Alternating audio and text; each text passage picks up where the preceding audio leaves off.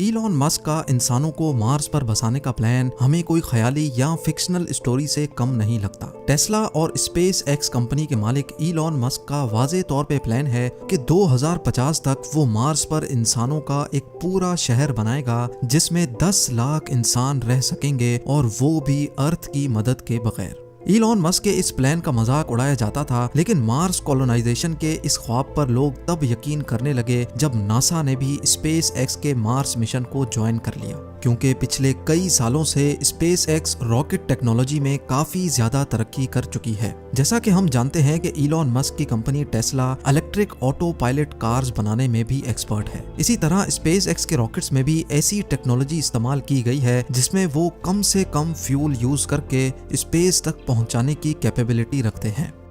Mars, जो कि अर्थ से 6 करोड़ 20 लाख किलोमीटर दूर है, वहां तक इंसानों को पहुंचाने के लिए एक खास स्टारशिप बनाई जा रही है जो इलॉन मस्क के मुताबिक टेस्ला में इस्तेमाल होने वाली बैटरीज पर ऑपरेट होगी, यानी उसमें फ्यूल कम से कम इस्तेमाल किया जाएगा।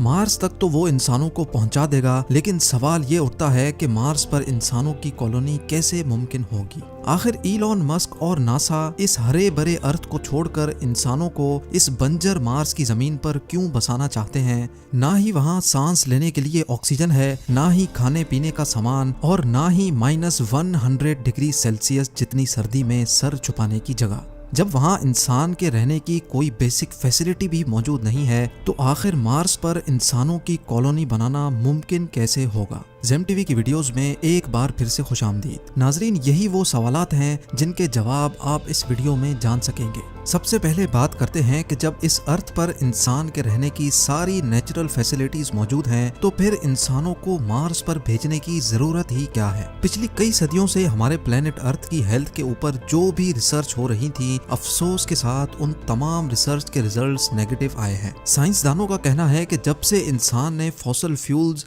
यानी पेट्रोल और गैस का इस्तेमाल शुरू किया है, तब से अर्थ का टेम्परेचर बढ़ता चला जा रहा है, और एक वक्त ऐसा आएगा जब ये टेम्परेचर इतना ज्यादा हो जाएगा कि अर्थ पर किसी भी जानदार का रहना मुमकिन नहीं होगा। एक सर्वे के मुताबिक हर 10 सालों में अर्थ का एवरेज टेम्परेचर 0.16 डिग्री सेल्सियस जितना बढ़ रहा है। यानी जिन गर्म इलाकों में अभी इंसान बसते हैं, अगर ये सब ऐसे ही चलता रहा तो आज से 150 सालों के बाद वहाँ इंसान का रहना मुमकिन नहीं होगा। टेम्परेचर बढ़ने की वजह से ग्लेशियर्स भी धड़ाधड़ पिघल रहे हैं, जिनकी वजह से फ्लड्स, साइक्लोन्स और सुनामी का चांस भी बढ़ता जा रहा है। बात सिर्फ फ्यूल के इस्तेमाल की ही नहीं है। इस पॉल्यूशन ने हमारे अर्थ की ओजोन लेयर को भी डैमेज कर दिया है। वो ओजोन लेयर जो सूरज से निकलने वाली जानलेवा रेस से हमें बचाती है, वो भी अब आहिस्ता आहिस्ता करके डैमेज होती जा रही है। यानी एक तरफ पॉल्यूशन से पैदा होने वाली गर्मी और दूसरी तरफ खौफनाक सोलर रेडिएशंस। साइंसदानों को एक बात तो कंफर्म हो चुकी है कि एक ना एक दिन हमारा अर्थ रहने के काबिल नहीं बचेगा, और यही वजह है कि हम इंसान अपने लिए एक दूसरा घर यानी एक दूसरा प्लेनेट अभी से ढूंढ रहे हैं। लेकिन सिर्फ मार्स ही क्यों? हमारे सोलर सिस्टम में तो दूसरे भी कई प्लैनेट्स मौजूद हैं, तो फिर आखिर मार्स को ही क्यों चुना जा रहा है? हमारे सोलर सिस्टम में हमारा एक पड़ोसी प्लेनेट वीनस है और दूसरा मार्स। वीनस जो मार्स के मुकाबले में अर्थ से काफी ज्यादा करीब है, लेकिन हम वहां नहीं जा सकते क्योंकि वहां वही सब कुछ है जिससे हम भाग रहे हैं, यानी गर्मी। जी हाँ, वीनस सूरज के गिर्द चक्कर लगाने वाला दूसरा प्लेनेट है जहाँ गर्मी इतनी शदीद होती है कि लोहे को भी पिघला कर रख दे। दूसरी तरफ हमारा पड़ोसी है मार्स, जो सूरज के गिर्द चक्कर लगाने वाला चौथा प्लेनेट है। यहाँ वीनस जैसी आग तो नहीं बरसती, पर यहाँ सर्दी अर्थ के आर्कटिक रीजन से भी ज्यादा होती है। सिर्फ कड़ाकेदार सर्दी ही नहीं है जो मार्स पर इंसानों के लिए मुश्किल खड़ी करे, बल्कि ना ही वहाँ ऑक्सीजन है और ना ही पानी, यानी इंसान के जिंदा रहने की बेसिक फैसिलिटीज भी वहां मौजूद नहीं है। ये सारी कंडीशंस जानने के बावजूद भी नासा और इलॉन मस्क के पास आखिर ऐसा क्या प्लान है जिससे वो मार्स पर इंसानों को जिंदा रख सकते हैं? इलॉन मस्क के प्लान के मुताबिक 2026 में पहले मार्स पर इंसानों का एक छोटा ग्रुप जाएगा। इस ग्रुप के पास कम से कम 2 साल जिंदा रहने की तमाम चीजें मौजूद होंगी। यानी खाना पीना, ऑक्सीजन और प्रेशराइज्ड सूट्स। लेकिन इस ग्रुप के वहां जाने से भी पहले मार्स पर एक प्रोटेक्टिव शेल्टर बनाना बहुत ही जरूरी है, क्योंकि मार्स पर मिट्टी के खौफनाक तूफान इंसानों को नुकसान पहुंचा सकते हैं। ये प्रोटेक्टिव शेल्टर्स मार्स पर मौजूद मिट्टी से ही बनाए जाएंगे, लेकिन जब मार्स पर इंसान नहीं होंगे तो ये शेल्टर आखिर बनाएगा कौन? हैरत अंगेज तौर पे ये शेल्टर्स मार्स पर मौजूद रोबोट्स बनाएंगे। आर्टिफिशियल इंटेलिजेंट रोबोट्स को इंसानों से पहले मार्स पर भेजा जाएगा। ये एक खास किस्म के रोबोट्स होंगे जो वैसे तो अलग अलग हिस्सों में काम कर सकेंगे, लेकिन जरूरत पड़ने पर वो आपस में जुड़ भी सकेंगे। ये रोबोट्स इंसान के काम करने से काफी ज्यादा फास्ट काम कर सकेंगे, जिनमें कैमरास, सेंसर्स, मिट्टी खोदने के लिए एक्सकवेटर्स और 3D प्रिंटर यूनिट्स भी लगे होंगे। सोलर एनर्जी से चलने वाले ये रोबोट्स पहले तो सेंसर्स की मदद से एक खास किस्म की मिट्टी ढूंढेंगे। जिस जगह पर वो खास मिट्टी ज्यादा पाएंगे वहीं वो अपना बेस यूनिट कायम कर लेंगे। इन रोबोट्स में से जिसका काम डिगिंग का होगा वो उस जगह को खोदकर मिट्टी को कलेक्ट करेगा और फिर छोटे छोटे रोबोट्स ये मिट्टी रिफाइनिंग यूनिट तक लेकर जाएंगे। रिफाइनिंग के बाद ये मिट्टी 3D प्रिंटर यूनिट तक पहुंचाई जाएगी, जो एक एक लेयर करके 3D प्रिंट करते जाएंगे।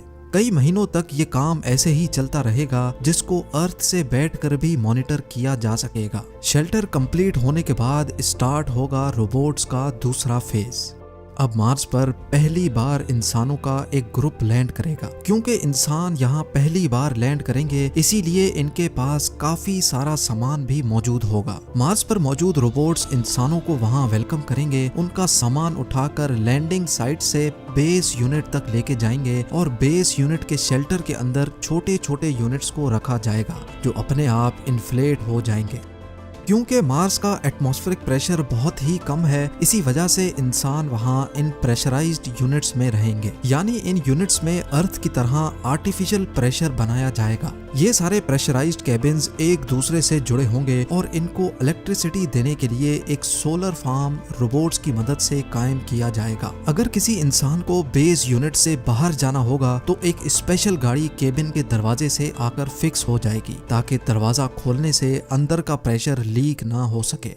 अब बारी होगी मार्स पर एक ग्रीन हाउस बनाने की, ताकि मार्स पर वेजिटेशन की जा सके। साइंस रिसर्च के मुताबिक मार्स पर स्टार्टिंग में सिर्फ पोटैटोज और बीन्स लगाए जा सकेंगे। ग्रीन हाउस के अंदर प्लांट्स जैसे जैसे बड़े होंगे, उनमें से एक ऐसी चीज निकलेगी जिसका होना मार्स पर बहुत ही ज्यादा जरूरी है, और वो है ऑक्सीजन। जी हाँ, ये प्लांट्स मार्स पर सब्जियों के अलावा इंसानों को ऑक्सीजन भी देंगे, लेकिन ये ऑक्सीजन इतना ज्यादा नहीं होगा, इसलिए जल्द अज जल्द मार्स पर ऑक्सीजन बनाने का भी बंदोबस्त किया जाएगा। हैरत अंगेज तौर पे ये एक्सपेरिमेंट मार्स रोवर पहले ही कर चुका है। एक स्पेशल डिवाइस जो सोलर एनर्जी के जरिए ऑपरेट होगी, वो मार्स के एटमॉस्फेयर से कार्बन डाइऑक्साइड को लेकर उसमें से हीट और इलेक्ट्रिकल करंट पास करेगी, जिससे ऑक्सीजन कार्बन डाइऑक्साइड से अलग हो जाएगा और उस ऑक्सीजन को कलेक्ट कर लिया जाएगा। यानी अब इंसानों की एक छोटी टीम वहां ऑक्सीजन भी बना सकेगी। खाने के लिए उनके पास सिर्फ 2 डिश ही सही, पर खाना मौजूद होगा। और मार्स की जमीन के नीचे फ्रोजन वाटर मार्स पर मौजूद रोवर पहले ही ढूंढ चुका है, तो उस बर्फ को पिघलाकर पानी भी बनाया जाएगा।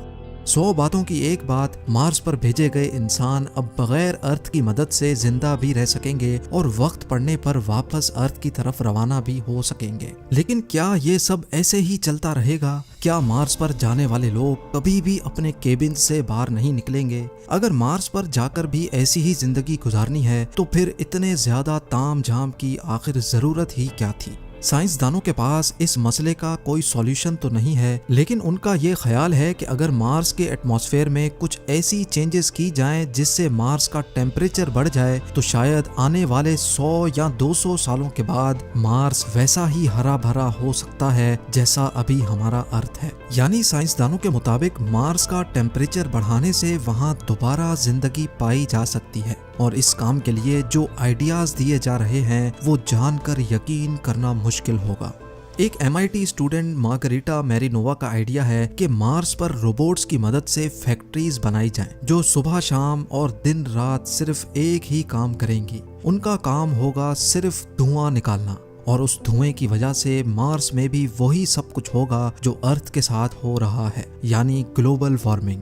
दूसरी तरफ इलॉन मस्क ने भी मार्स का टेम्परेचर बढ़ाने के लिए एक आइडिया दिया है और वो ये है कि मार्स पर न्यूक्लियर वेपन इस्तेमाल किए जाएं। उनका कहना है कि मार्स पर 10,000 न्यूक्लियर मिसाइल्स फायर किए जाएंगे तो वहाँ की आइस भी मेल्ट होगी और वहाँ का ओवरऑल टेम्परेचर भी बढ़ेगा, जिसकी वजह से मार्स जल्द अज जल्द इंसानों के रहने के काबिल बन सकेगा। नाजरीन, इलॉन मस्क और नासा का अभी तक का प्लान यही है कि 2026 में पहले इंसानों का छोटा ग्रुप वहां जाकर मुख्तलिफ एक्सपेरिमेंट्स करेगा और फिर हर 2 सालों के बाद जब अर्थ और मार्स एक दूसरे के करीब आ जाते हैं तब वहां मजीद लोग भेजे जाएंगे। 2050 तक मार्स पर 10 लाख लोग ऐसे ही प्रेशराइज्ड केबिन्स में रहेंगे और साथ साथ मार्स का टेम्परेचर बढ़ाने के लिए भी कोशिशें की जाएंगी। उनका ख्याल है कि 100 या 200 सालों के बाद वो मार्स को भी अर्थ जैसा प्लेनेट बनाने में कामयाब हो जाएंगे। उम्मीद है ज़ेम टीवी की ये वीडियो भी आप लोग भरपूर लाइक और शेयर करेंगे। आप लोगों के प्यार भरे कमेंट्स का बेहद शुक्रिया। मिलते हैं अगली शानदार वीडियो में।